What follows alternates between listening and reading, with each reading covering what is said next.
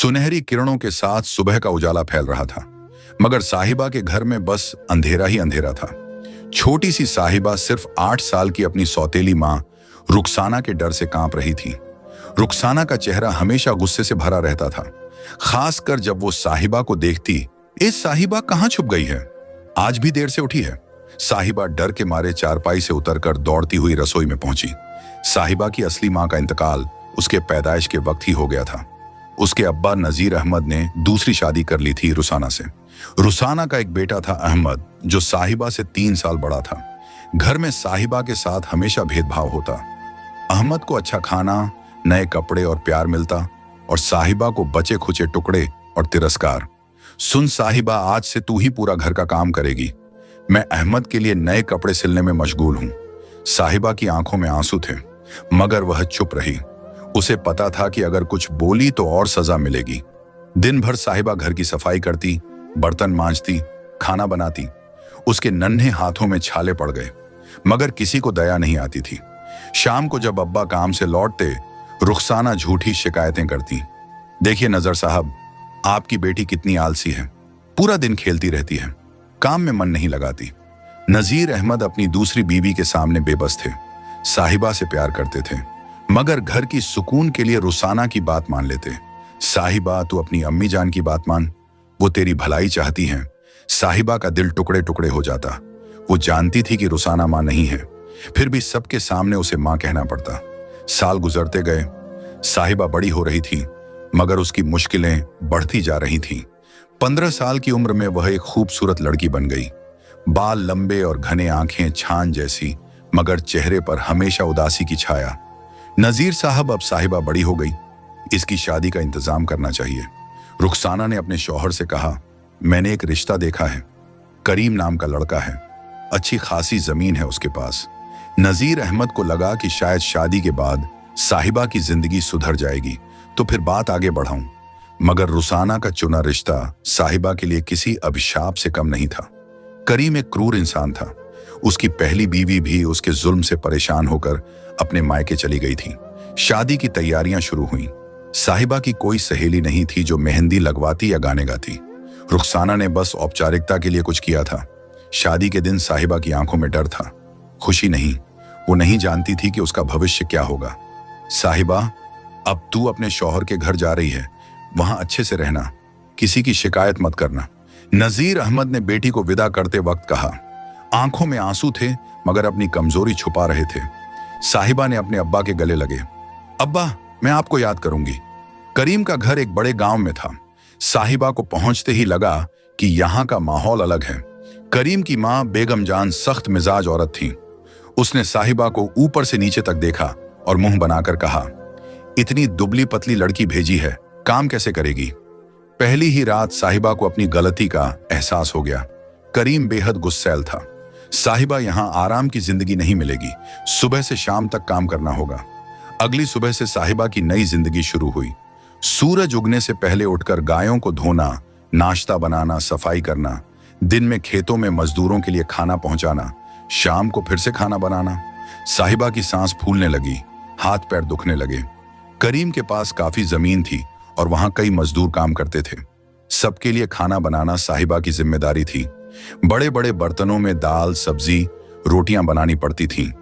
उसके हाथ छालों से भर गए, कमर में दर्द रहने लगा। बेगम जान हमेशा ताने मारती रहती। "अरे साहिबा, आज फिर दाल में नमक कम है, तू कुछ सीखेगी या नहीं?" महीने गुजरते गए। साहिबा को लगा कि शायद वक्त के साथ हालात सुधर जाएंगे, मगर करीम का बर्ताव और भी बुरा हो गया। एक दिन साहिबा बीमार पड़ गई। तेज बुखार और कमजोरी के कारण बिस्तर से उठ नहीं सकती थी, मगर करीम को कोई दया नहीं थी। बीमारी का बहाना बनाकर काम से जी चुराना चाहती है। "उठ और चल रसोई में।" साहिबा लड़खड़ाते हुए रसोई में गई। अंधेरा आंखों के सामने छा गया, मगर उसने खाना बनाना शुरू किया। अचानक हाथ से बर्तन गिर गया और वह जमीन पर गिर पड़ी। करीम गुस्से में चिल्लाया, "यह क्या हाल बनाया है? अब यह सारा सफाई कौन करेगा?" साहिबा रोते हुए सफाई करने लगी। उसे लगा कि उसकी जिंदगी जेल से कम नहीं। कोई नहीं था जिससे अपना दुख बांट सके। मायके में भी कोई उसका अपना नहीं था। 2 साल बाद साहिबा को पता चला कि वह मां बनने वाली है। इस खुशखबरी ने उसके दिल में उम्मीद जगा दी। शायद अब करीम का बर्ताव बदल जाएगा, मगर करीम तो और गुस्सा हुआ। अभी से बहाने शुरू कर दिए हैं। हमल है तो क्या हुआ, काम तो करना ही पड़ेगा। हमल के दौरान भी साहिबा को वही सारे काम करने पड़ते थे। भारी बर्तन उठाना, गायों को चारा देना, खेतों में जाना। जब वह थक जाती, बेगम जान ताने मारती। हमारे जमाने में औरतें बच्चा पेट में लेकर भी सारे काम करती थीं। आजकल की लड़कियां बहुत नाजुक होती हैं। साहिबा का सेहत दिन ब दिन गिरता गया। चेहरा पीला पड़ गया, आंखों के नीचे काले घेरे बन गए, मगर किसी को कोई परवाह नहीं थी। साहिबा का हमल का 6ठा महीना था और उसकी हालत और भी खराब हो गई थी। पेट का बढ़ना उसके लिए एक और बोझ बन गया था। फिर भी घर और खेत का सारा काम उसी को करना पड़ता था।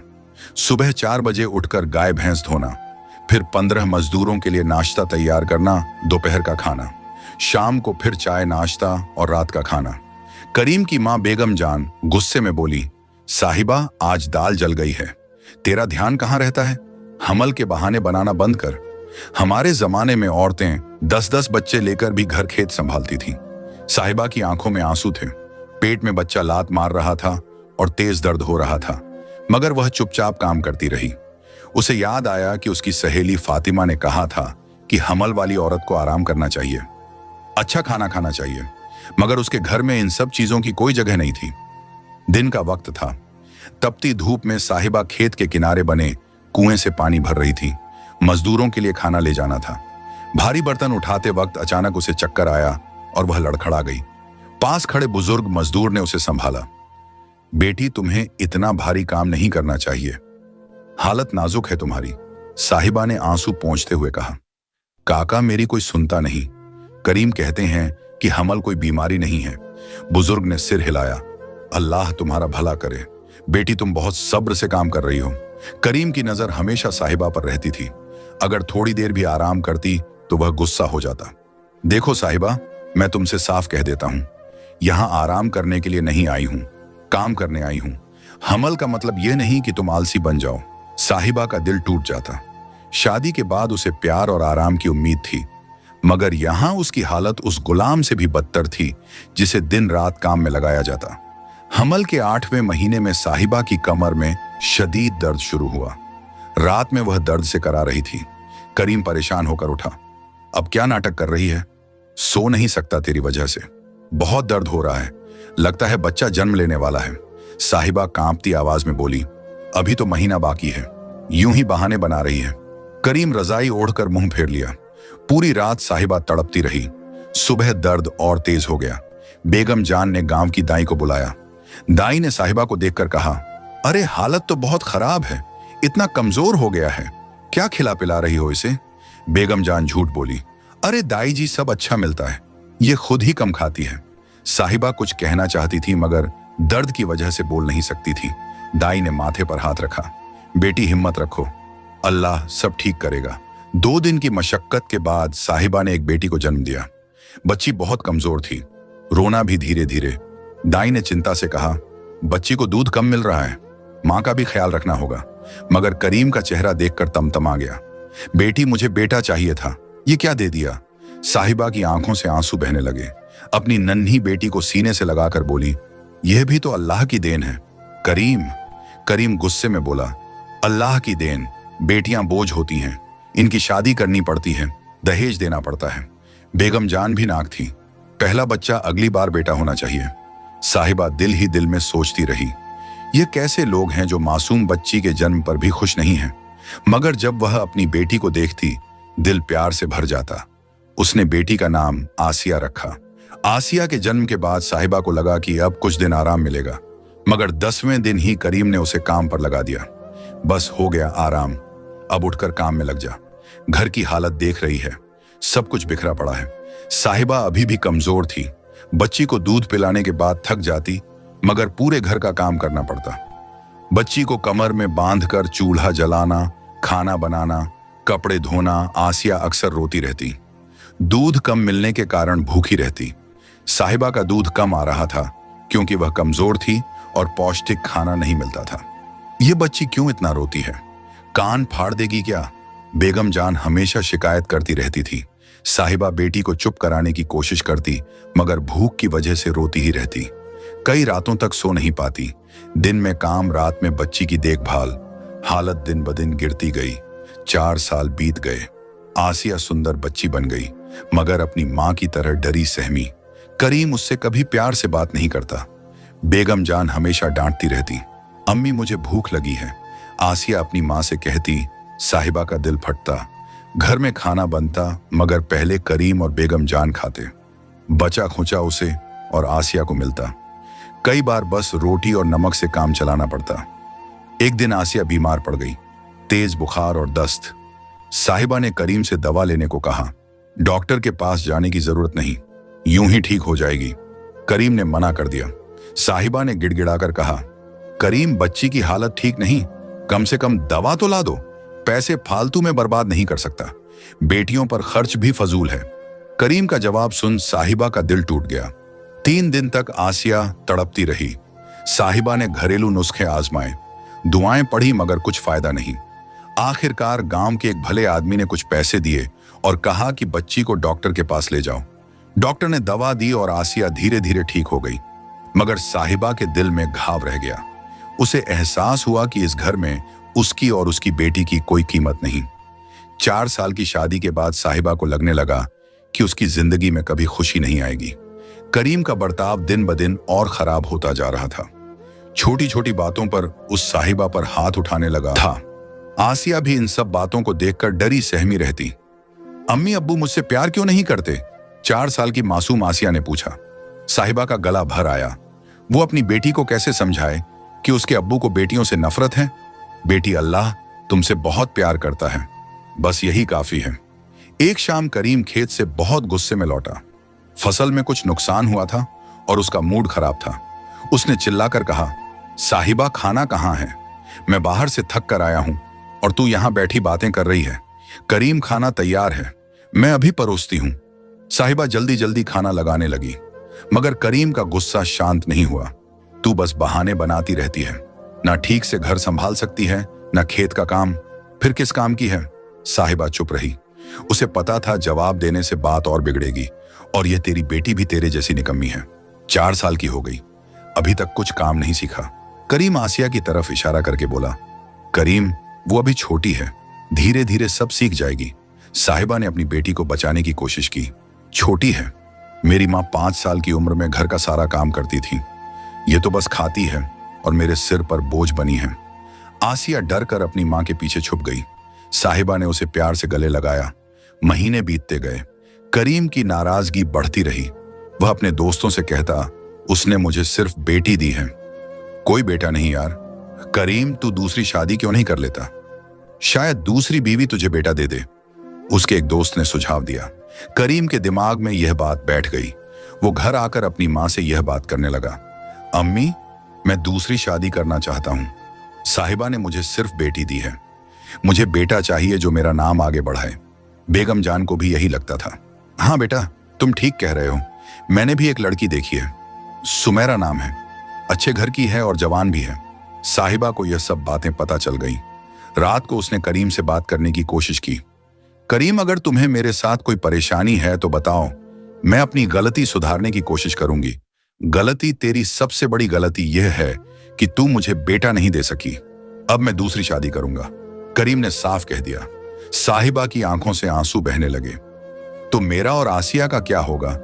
तुम दोनों को इस घर से निकलना होगा, दूसरी बीवी के लिए कोई जगह नहीं। साहिबा का सिर चकराने लगा। करीम, यह तुम क्या कह रहे हो? आसिया तुम्हारी बेटी है, तुम उसे कैसे घर से निकाल सकते हो? वो मेरी बेटी है तो क्या हुआ?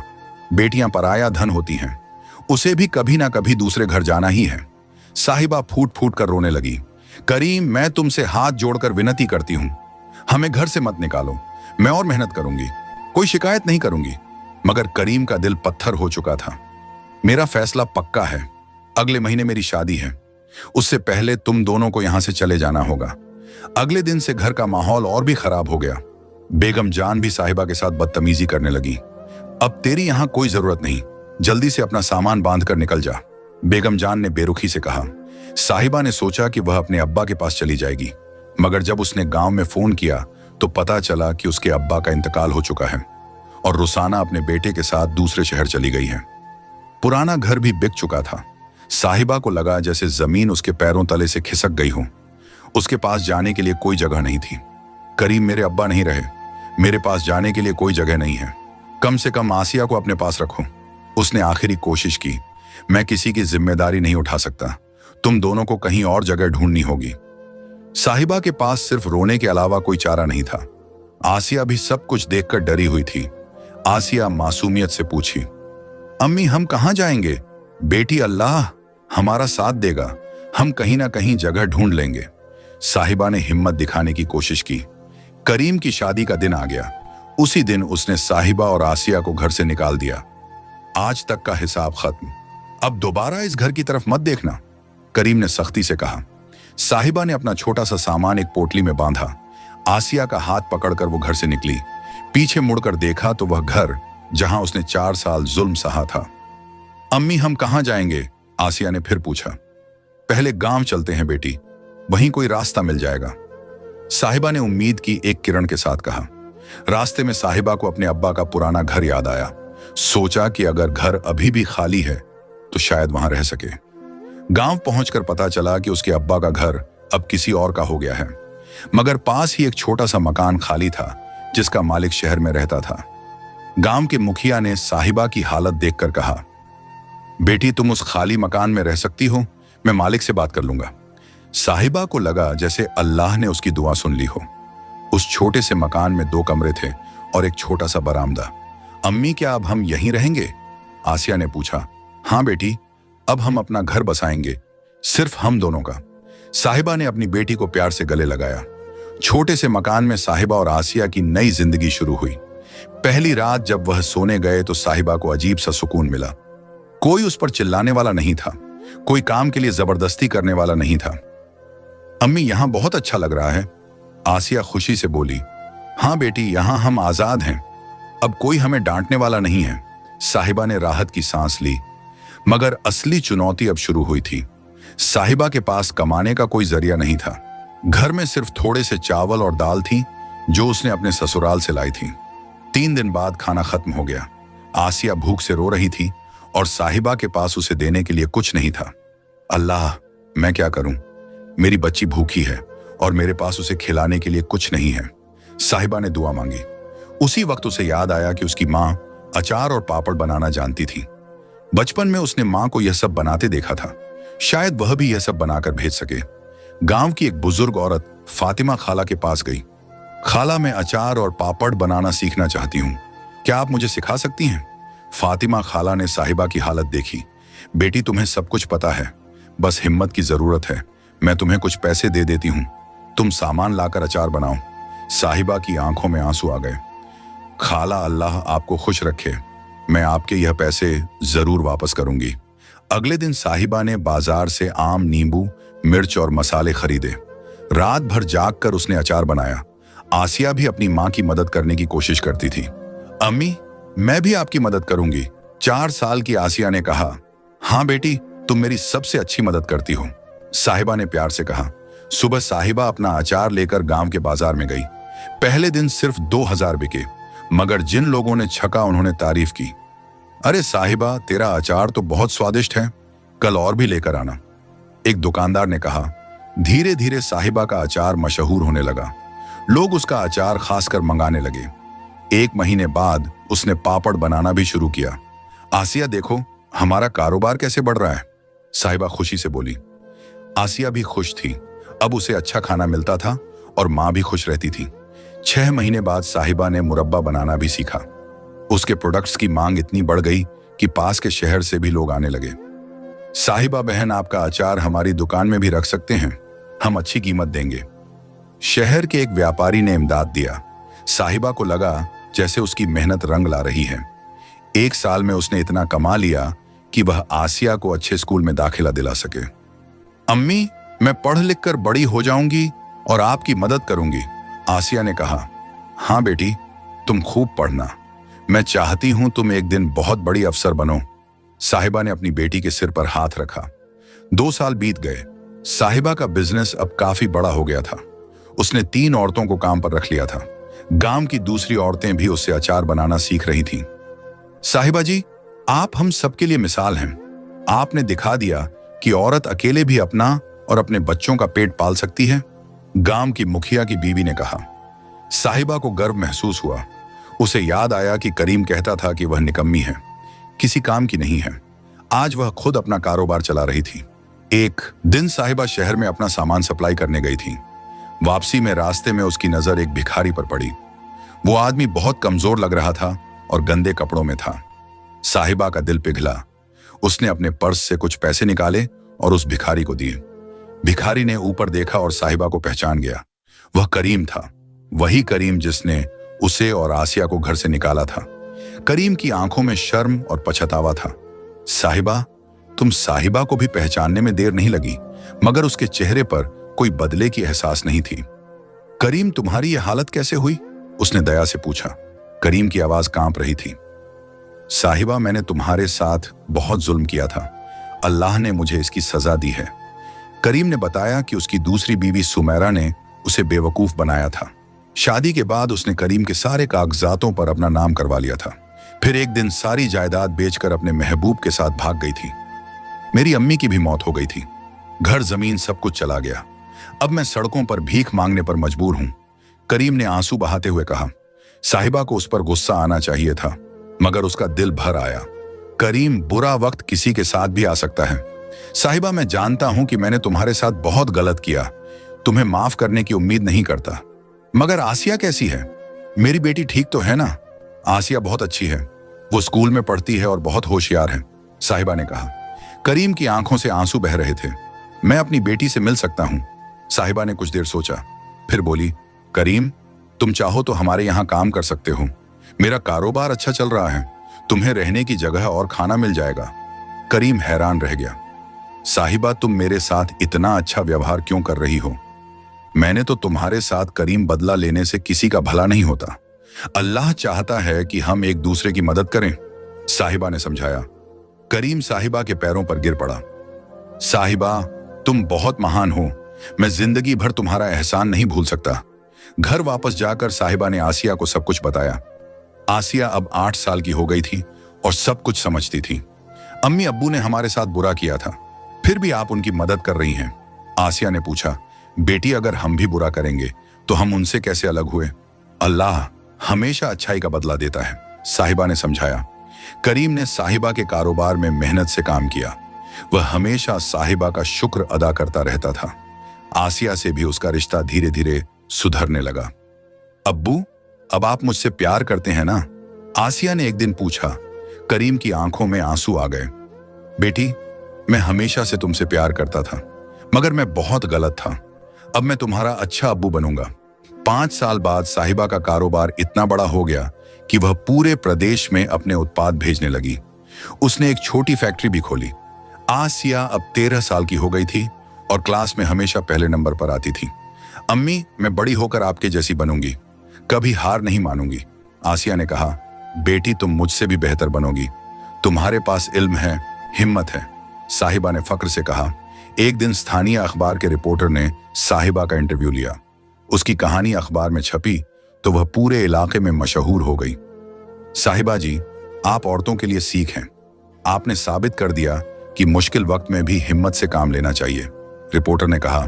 मैंने सिर्फ मेहनत की है, अल्लाह ने मेरी मदद की है, साहिबा ने विनम्रता से कहा। आज साहिबा एक सफल व्यापारी है। उसके पास अपना घर है, गाड़ी है और सबसे बड़ी बात यह है कि उसकी बेटी खुश है। करीम भी अब एक बदला हुआ इंसान है जो अपनी गलतियों का पछतावा करता है। या अल्लाह, तूने मेरे सब्र का फल मुझे दिया। तूने मुझे दिखाया कि अच्छाई हमेशा बुराई पर जीत जाती है। साहिबा हर दिन यह दुआ करती हैं। साहिबा की कहानी गांव-गांव में फैल गई। आज सैकड़ों औरतें उससे सीख लेकर अपना कारोबार शुरू कर रही हैं। वह सभी को सिखाती है कि हिम्मत और मेहनत से कोई भी मुश्किल आसान हो सकती है। दोस्तों, आपको यह कहानी कैसी लगी? हमें कमेंट बॉक्स में जरूर बताएं। वीडियो पसंद आई हो तो लाइक जरूर करें। साथ ही हमारे चैनल को सब्सक्राइब जरूर करें। शुक्रिया।